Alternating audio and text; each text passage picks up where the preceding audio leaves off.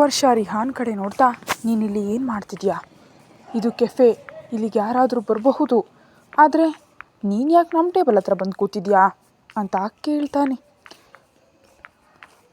ಬಿಟ್ಟು ಕಣ್ಣನ್ನು ಬಿಟ್ಟು ನೋಡುತ್ತಾ, ನಿಜಕ್ಕೂ ನೀನು ಯಾರು?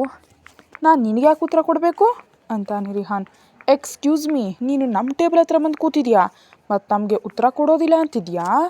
ನಿಜಕ್ಕೂ ಏನು ಅಂದ್ಕೊಂಡಿದ್ಯಾ ನೀನು ಅಂತ ಕೇಳ್ತಾಳೆ ವರ್ಷ. ಸರಿ, ಹಾಗಾದರೆ ನನ್ನ ಟೇಬಲ್ ಹತ್ರ ಕೂತು ಮಾತಾಡೋಣ ಅಂತ ಕುರ್ಚಿಯಿಂದ ಮೇಲೆದ್ದು ವರ್ಷ ಅಲ್ಲಿ ಕೈ ಹಿಡಿತಾನೆ ರಿಹಾನ್. ಓ ಹಲೋ, ಏನು ಮಾಡ್ತಿದ್ಯಾ ನೀನು ಅಂತ ಕೋಪದಿಂದ ಕೇಳ್ತಾನೆ. ನೀನು ಇಲ್ಲೇ ಕೂತ್ಕೋ, ನಾನು ಇವನ ಜೊತೆ ಮಾತಾಡಿ ಬರ್ತೀನಿ ಅಂತ ಗುರಾಯಿಸಿ ರಿಹಾನ್ ಕಡೆ ನೋಡ್ತಾ ಅವಳ ನೋಟವನ್ನು ಇಗ್ನೋರ್ ಮಾಡಿ ಕೈ ಹಿಡ್ಕೊಂಡು ತನ್ನ ಟೇಬಲ್ ಹತ್ರ ಕರ್ಕೊಂಡು ಹೋಗ್ತಾನೆ ರಿಹಾನ್. ಬೇಸರದಿಂದ ವರ್ಷಾಳ ಕಡೆ ನೋಡ್ತಾ, ಯಾವನವನು ಅಂತ ಕೇಳ್ತಾನೆ ರಿಹಾನ್. ಅವನು ನನ್ನ ಫ್ರೆಂಡಾ? ಅವನ ಮುಖ ನೋಡಿದ್ರೆ ಏನೋ ವಿಚಿತ್ರವಾಗಿ ಕಾಣ್ತಿದೆ. ನೋಡಿದ್ಯಾ ನಿನ್ನ ಜೊತೆ ಹೇಗೆ ಹತ್ತಿರವಾಗಿ ಮಾತಾಡ್ತಾ ಮೈ ಮುಡ್ತಿದ್ದಾನೆ? ಅಂಥವ್ರಿಂದ ದೂರ ಇರು. ನಿಜಕ್ಕೂ ಎಂಥವ್ರ ಜೊತೆ ಸ್ನೇಹ ಮಾಡ್ತಿದ್ಯಾ ನೀನು ಅಂತ ವರ್ಷಾಳ ಕಡೆ ನೋಡ್ತಾನೆ. ಆಗಲೇ ಅವಳು ಕೋಪದಿಂದ ಅವನನ್ನೇ ನೋಡ್ತಿರ್ತಾಳೆ. ಅವಳ ಕಡೆ ನೋಡಲಾಗದೆ ಅತ್ತ ಇತ್ತ ನೋಡ್ತಾ, ಯಾಕೆ ಹೀಗೆ ನೋಡ್ತಿದ್ಯಾ? ನೋಡಿದೆ ಇನ್ನೇನು ಮಾಡಲಿ, 2 ಬಾರಿ ನಾವಿಬ್ಬರು ಭೇಟಿಯಾಗಿದ್ದೀವಿ. ಆ 2 ಸಲಕ್ಕೆ ನನ್ನ ಮೇಲೆ ನಿನಗೆ ಇಷ್ಟೊಂದು ಕಾಳಜಿ ಬಂದುಬಿಟ್ಟಿದ್ಯಾ? ನೋಡು ಅಂತ ಬೆರಳು ತೋರಿಸ್ತಿದ್ದ ರಿಹಾನ್ ನನ್ನ ಮಧ್ಯದಲ್ಲಿ ತಡೆದು, ನೀನು ನೋಡೋದಲ್ಲ, ಕೇಳು. ಅವನು ನನ್ನ ಗೆಳೆಯ ಮತ್ತು ಅವನು ನಿನ್ನ ಥರ ಅಲ್ಲ, ತುಂಬ ಒಳ್ಳೆಯವನು, ಸರಿನಾ ಅಂತಾಳೆ ವರ್ಷ. ಆದರೆ ಮತ್ತು ಇನ್ನೊಂದು ವಿಷಯ, ನೀನು ನನ್ನಿಂದ ದೂರ ಇರು. ನನ್ನ ಕೆಲಸ ನಾನು ಮಾಡ್ಕೊಳ್ಬಲ್ಲೆ, ಸರಿನಾ? ನನಗೆ ಯಾರ ಅಗತ್ಯ ಇಲ್ಲ.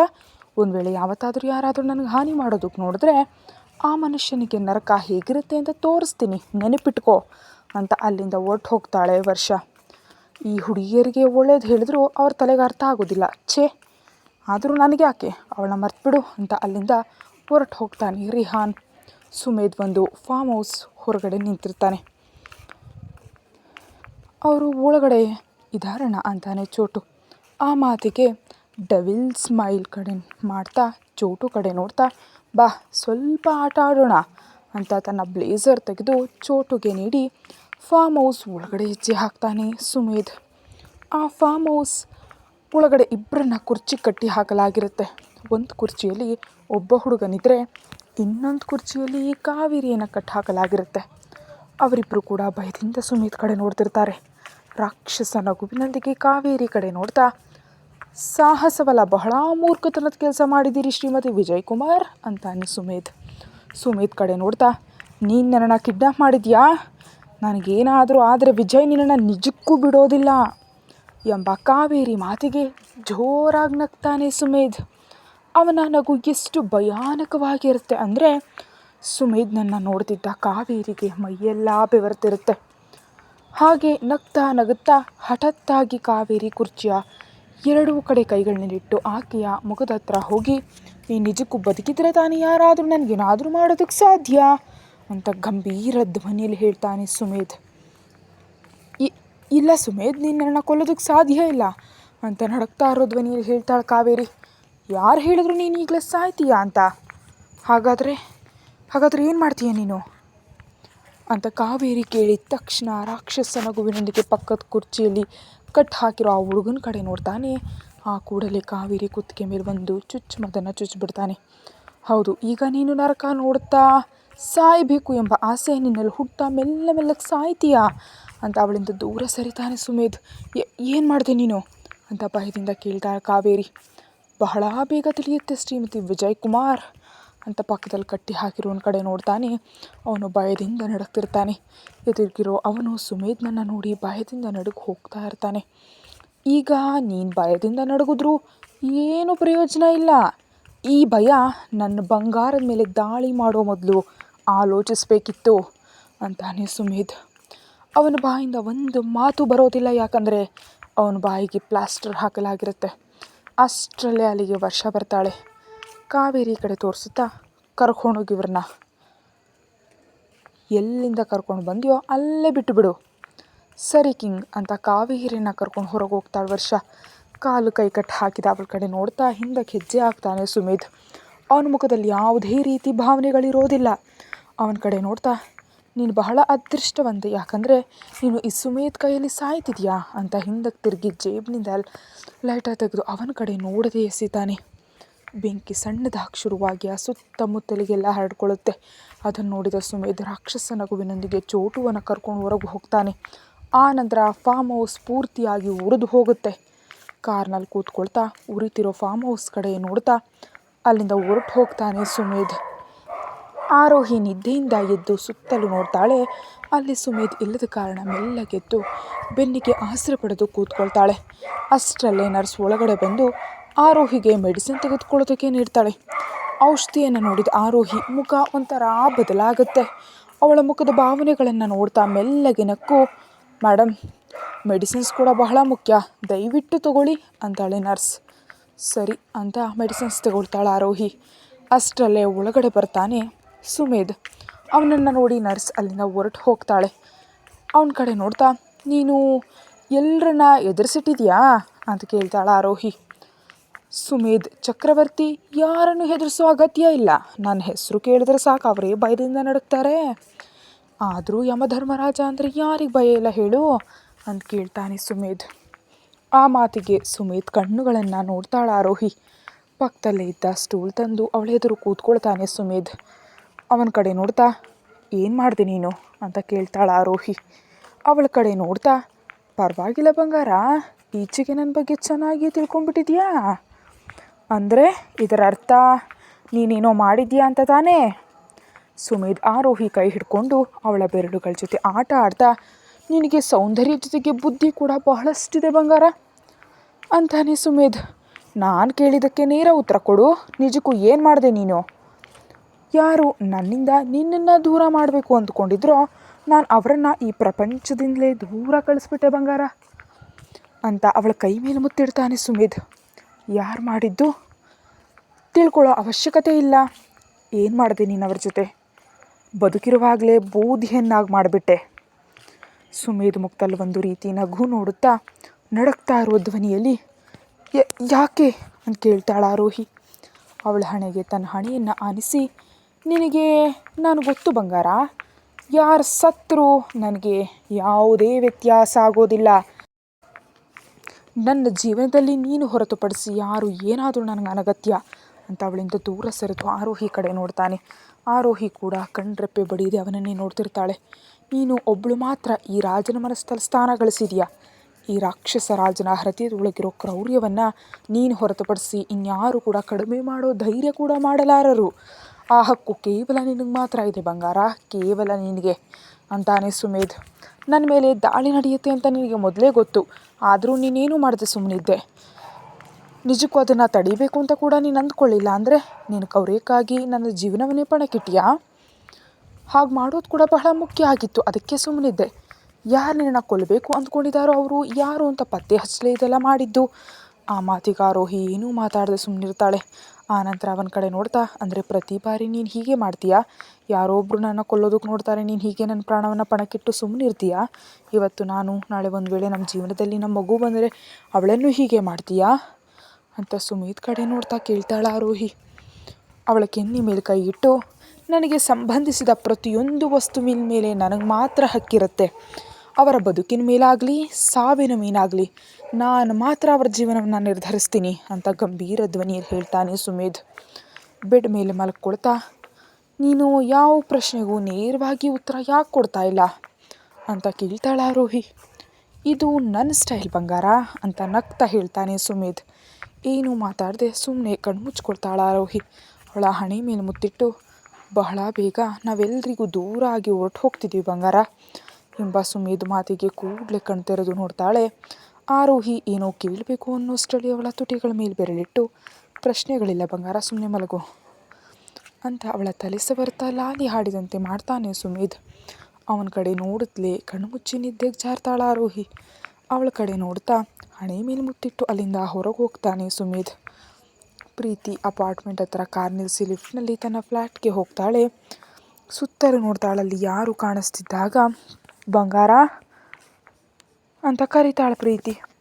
ಅಷ್ಟರಲ್ಲೇ ನಂದು ರೂಮ್ನಿಂದ ಹೊರಬಂದು ಅಲ್ಲಿ ಪ್ರೀತಿಯನ್ನು ನೋಡಿ ವೇಗವಾಗಿ ಹೋಗಪ್ಕೊಂಡು, ನಿನ್ನ ತುಂಬ ಮಿಸ್ ಮಾಡಿಕೊಂಡೆ ಅಮ್ಮ ಅಂತಾಳೆ. ನಾನು ಕೂಡ ನಿನ್ನ ಮಿಸ್ ಮಾಡಿಕೊಂಡೆ ಬಂಗಾರ ಅಂತಾಳೆ ಪ್ರೀತಿ. ನಾನಿಲ್ಲಿ ಒಬ್ಬಳೇ ಇದ್ದು ತುಂಬ ಬೇಸರ ಆಗ್ತಿದೆ. ನಾನು ಅಜ್ಜಿ ತಾತನ ಹತ್ರ ಹೊರಟು ಹೋಗ್ತೀನಿ ದಯವಿಟ್ಟು ಅಂತಾಳೆ ನಂದು. ಇನ್ನು ಕೆಲವು ದಿನಗಳಷ್ಟೇ ಬಂಗಾರ, ಆನಂತರ ನಾವು ಅಲ್ಲಿಗೆ ಹೋಗೋಣ ಸರಿನಾ? ಸರಿ ಅಂತ ಮುಖ ಸಣ್ಣಗೆ ಮಾಡ್ಕೊಳ್ತಾಳೆ ನಂದು.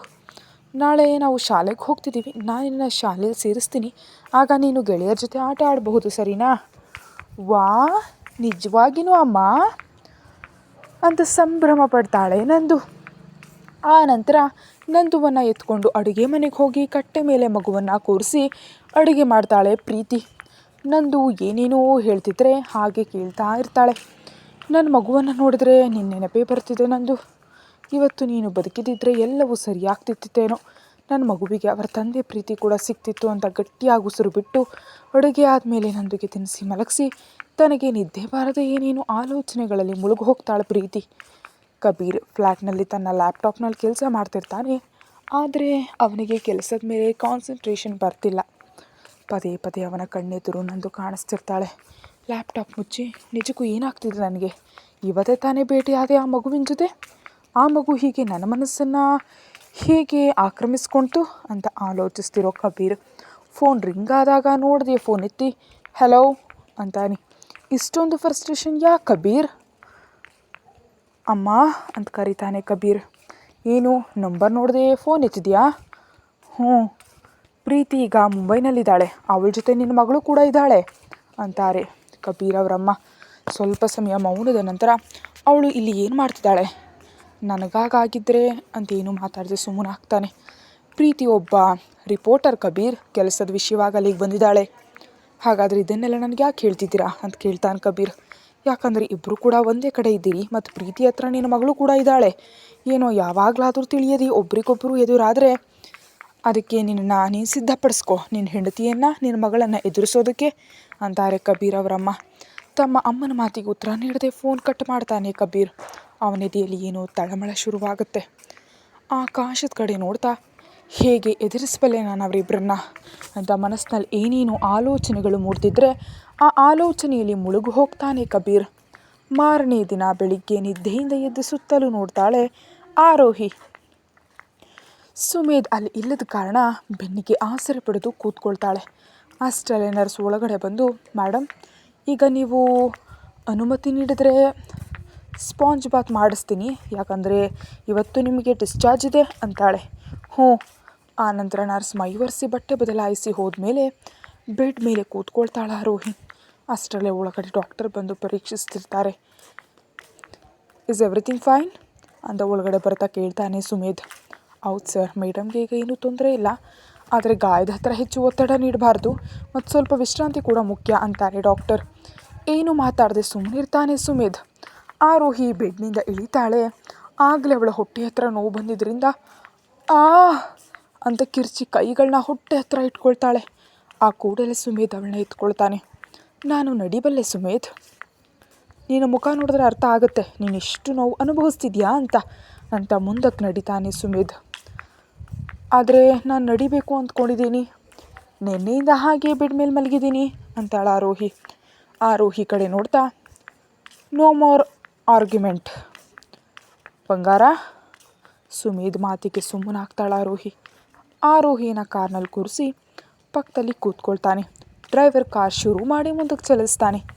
ಕಿಟಕಿ ಗಾಜಿನಿಂದ ಹೊರಗೆ ನೋಡ್ತಾ ನೆನ್ನೆ ಸುಮೇಧ್ ಆಡಿದ ಮಾತುಗಳನ್ನೆಲ್ಲ ನೆನಪು ಮಾಡ್ಕೊಳ್ತಾನೆ ಆರೋಹಿ. ತನ್ನ ಮೊಬೈಲ್ನಲ್ಲಿ ಏನೋ ಟೈಪ್ ಮಾಡ್ತಾ ಆರೋಹಿ ಕಡೆ ನೋಡದೆಯೇ, ಹೆಚ್ಚಾಗಿ ಯಾವುದರ ಬಗ್ಗೆಯೂ ಆಲಿಸೋದು ಒಳ್ಳೆಯದಲ್ಲ ಬಂಗಾರ ಅಂತಾನೆ ಸುಮೇಧ್. ಆ ಮಾತಿಗೆ ಸುಮೇಧ್ ಕಡೆ ನೋಡ್ತಾ, ನಿನಗೆ ಹೇಗೆ ಗೊತ್ತು ನಾನು ಏನು ಆಲೋಚಿಸ್ತಿದ್ದೀನಿ ಅಂತ? ನನಗೆ ಹೇಳೋ ಅಗತ್ಯ ಇಲ್ಲ ಬಂಗಾರ. ಹ್ಞೂ ಅಂತ ಅವನು ಭುಜದ ಮೇಲೆ ತಲೆ ಇಟ್ಟು ಕಣ್ಣು ಮುಚ್ಕೊಳ್ತಾಳ ಆರೋಹಿ. ಅವಳ ಕೂದಲನ್ನು ಸರಿ ಮಾಡ್ತಾ ಹಣೆ ಮೇಲೆ ಮುತ್ತಿರ್ತಾನೆ ಸುಮೇಧ್. ಬೆಳಗಿನ ತಿಂಡಿ ಮಾಡದೆ ಹೊರಟು ಹೋಗ್ತಿರೋ ಕಬೀರ್ ಕಡೆ ನೋಡ್ತಾ, ಎಲ್ಲಿಗೆ ಹೋಗ್ತಿದ್ಯಾ ಅಂತ ಕೇಳ್ತಾನೆ ರಾಮ್. ಸ್ಕೂಲ್ಗೆ. ಏನು, ನೀನು ಮತ್ತೆ ಶಾಲೆಗೆ ಸೇರ್ತಿದ್ಯಾ ಅಂತ ಕೇಳ್ತಾನೆ ರಾಮ್. ಸ್ವಲ್ಪ ಜಾಸ್ತಿ ಆಲೋಚಿಸ್ತಿದ್ಯಾ, ಕಡಿಮೆ ಮಾಡ್ಕೊ. ಹಾಗಾದರೆ ಶಾಲೆಗೆ ಯಾಕೆ ಹೋಗ್ತಿದ್ಯಾ ಅದನ್ನು ಹೇಳು. ಶಾಲೆಯ ಮುಖ್ಯೋಪಾಧ್ಯಾಯರು, ಪ್ರಿನ್ಸಿಪಲ್ ನಮ್ಮ ತಂದೆ ಗೆಳೆಯ, ಕೇವಲ ಅವರನ್ನು ಭೇಟಿಯಾಗೋದಕ್ಕೆ ಹೋಗ್ತಾ ಇದ್ದೀನಿ ಅಷ್ಟೆ. ಸರಿ, ಹ್ಞೂ ಸರಿ, ನಾನು ಹೋಗ್ತಿದ್ದೀನಿ. ನೀನು ಒಂದು ಬಾರಿ ಆರೋಹಿಗೆ ಫೋನ್ ಮಾಡಿ ಮಾತಾಡು ಅಂತಾನೆ ಕಬೀರ್. ನೀನು ನನ್ನನ್ನು ಆರೋಹಿಗೆ ಫೋನ್ ಮಾಡೋದಕ್ಕೆ ಹೇಳ್ತಿದ್ಯಾ ಅಂತ ಆಶ್ಚರ್ಯದಿಂದ ಕೇಳ್ತಾನೆ ರಾಮ್. ಹ್ಞೂ ಅಂತ ರಾಮ್ ಕಡೆ ನೋಡ್ತಾ, ನಿನ್ನೆ ಆರೋಹಿ ಮೇಲೆ ಯಾರೋ ದಾಳಿ ಮಾಡಿದ್ರು, ಅವಳಿಗೆ ಗುಂಡು ತಗಲಿದೆ. ಆ ಮಾತಿಗೆ ಏನು ಮಾತಾಡ್ತಿದ್ಯಾ ನೀನು ಅಂತ ಕೇಳ್ತಾನೆ ರಾಮ್. ನೀನು ಏನು ಕೇಳಿದೆಯೋ ನಾನು ಅದನ್ನೇ ಹೇಳಿದೆ. ನಿನಗೆ ಫೋನ್ ಮಾಡಿ ಮಾತಾಡ್ಬೇಕನ್ಸಿದ್ರೆ ಫೋನ್ ಮಾಡಿ ಮಾತಾಡು ಅಂತ ಅಲ್ಲಿಂದ ಹೊರಟು ಹೋಗ್ತಾನೆ ಕಬೀರ್. ಆರೋಹಿ ಮೇಲೆ ದಾಳಿ ನಡೆದಿದೆಯಾ, ಆದರೆ ಹೇಗೆ? ಪ್ಯಾಲೇಸ್ ಹತ್ರ ಕಾರ್ ನಿಲ್ಲಿಸಿ ಒಳಗಡೆ ಹೆಜ್ಜೆ ಹಾಕ್ತಾನೆ ಸುಮೇಧ್ ಮತ್ತು ಆರೋಹಿಯನ್ನು ನೋಡಿ ಅವಳ ಹತ್ರ ಬಂದು, ಏನಾಯಿತು ನಿನಗೆ ಅಂತ ಗಾಬರಿಯಿಂದ ಕೇಳ್ತಾರೆ. ಇಂದು ಅವರು ಗುಂಡು ತಗಲಿದೆ, ಆದರೆ ಹೇಗೆ? ನನ್ನ ಬಂಗಾರಕ್ಕೆ ವಿಶ್ರಾಂತಿ ಅಗತ್ಯ ಇದೆ ಅಂತಾನೆ ಸುಮೇಧ್. ಸರಿ, ನಾನು ಸೂಪ್ ಕಳಿಸ್ತೀನಿ, ನೀವು ಕೋಣೆಗೆ ಹೋಗಿ ಅಂತಾರೆ ಇಂದು ಅವರು. ಆರೋಹಿನ ಕರ್ಕೊಂಡು ಲಿಫ್ಟ್ ಕಡೆ ಹೆಜ್ಜೆ ಹಾಕ್ತಾನೆ ಸುಮೇಧ್. ಇಂದು ಅವರು ಕಾವೇರಿಯವರ ಕಡೆ ನೋಡ್ತಾರೆ. ಯಾಕೋ ತಿಳಿಯದು ಒಂದು ಮೂಲೆಯಲ್ಲಿ ಕುಳಿತು ಸುಮೇಧ್ ಕಡೆ ಭಯದಿಂದ ನೋಡ್ತಿರ್ತಾರೆ. ಹೋಗ್ತಿದ್ದ ಆರೋಹಿ ಕೂಡ ಕಾವೇರಿ ಕಡೆ ಮತ್ತು ಸುಮೇಧ್ ಕಡೆ ತಿರುಗಿ ನೋಡ್ತಿರ್ತಾಳೆ. ಈ ಕಾವೇರಿ ಆಂಟಿ ಹೀಗೆ ಯಾಕೆ ನಡ್ತಿದ್ದಾರೆ ಅಂತ ಮನಸ್ಸಲ್ಲಿ ಅಂದ್ಕೊಳ್ತಾಳೆ ಆರೋಹಿ. ಲಿಫ್ಟ್ನಲ್ಲಿ ತನ್ನ ಅಂತಸ್ತಿಗೆ ಹೋಗಿ ಕೋಣೆ ಒಳಗಡೆ ಹೋದ ಮೇಲೆ ಬೆಡ್ ಮೇಲೆ ಕೂತ್ಕೊಳ್ತಾಳೆ ಆರೋಹಿ. ಅವಳ ಹತ್ರ ಹೋಗಿ ವಾಟ್ ಹ್ಯಾಪನ್ ಬೇಬಿ ಅಂತ ಕೇಳ್ತಾನೆ ಸುಮೇಧ್. ಹಾಲ್ನಲ್ಲಿ ಆ ಕಾವೇರಿ ಆಂಟಿ ಅವಳ ಮಾತು ಪೂರ್ತಿ ಆಗೋ ಮೊದಲೇ ಸುಮೇಧ್ ಕಣ್ಣುಗಳು ಕೋಪದಿಂದ ಕೆಂಪಾಗುತ್ತವೆ. ಸುಮೇಧ್ ಕಡೆ ನೋಡ್ತಾ ಸುಮ್ಮನಾಗ್ತಾಳ ಆರೋಹಿ. ಕತೆ ಮುಂದುವರಿಯುತ್ತೆ. ಹೆಚ್ಚಿನ ವಿಡಿಯೋಗಾಗಿ ಚಾನಲ್ಗೆ ಸಬ್ಸ್ಕ್ರೈಬ್ ಮಾಡಿ.